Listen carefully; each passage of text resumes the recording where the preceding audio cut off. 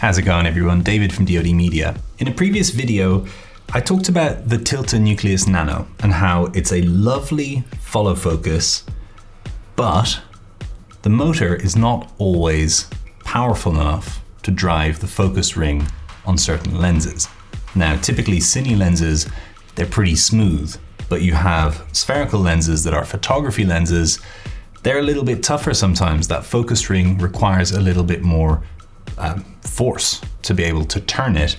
And this motor, with its 5-volt input with USB, it's just not enough. And if I bring my little B camera in here to show you exactly what I mean, well, you can see there that the Nucleus Nano is getting 4.8, 4.7 volts roughly from the DTAP battery, powered through the power plate via a USB 5-volt port. And if I start turning the hand unit, you'll see that voltage fluctuate depending on how much juice it's actually having to draw to try and turn the motor.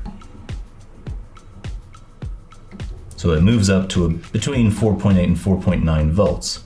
Now the problem is when the Nucleus Nano exceeds that required voltage for the motor to be able to work, it basically just says, sorry, can't do it. Protect the motor, I just can't do it. And so the solution to that is very simple. See, the hand unit has a USB port if you wanted to power it that way instead of using the little battery, but that can only handle up to 5 volts. However, the motor itself is rated to go up to a 16-volt input via its micro USB port. And so that is where this guy comes in. This is a DTAP to micro USB unregulated, meaning it will get the full 16-volt whack or whatever maximum voltage whack your DTAP battery has out of the battery straight into that motor, which is perfect because the motor is rated up to 16 volts. I think it might actually be rated a little bit higher for security, but it can handle a 16-volt input. So if I just switch these USB ports out and go from the 5 volts to 16 volts, get that rubber gasket out the way, now you can see it's saying we're getting 16.3 volts straight into that motor.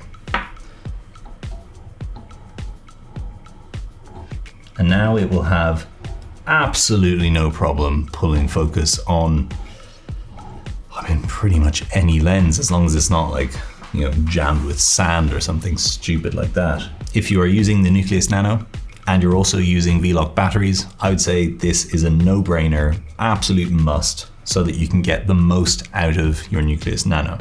Because it's not a cheap piece of gear, it's not expensive by follow focus standards, but it's not cheap, and it would be really stupid to be limited to the 5 volts from a standard USB port.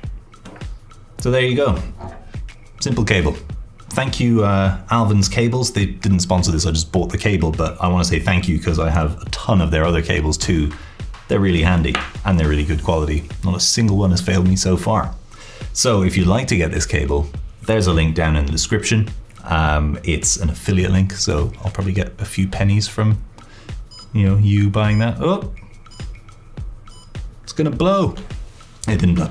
All right, if you found this useful, give it a thumbs up. Leave a comment down below to tell me what lenses you might have had a struggle with using the Nucleus Nano.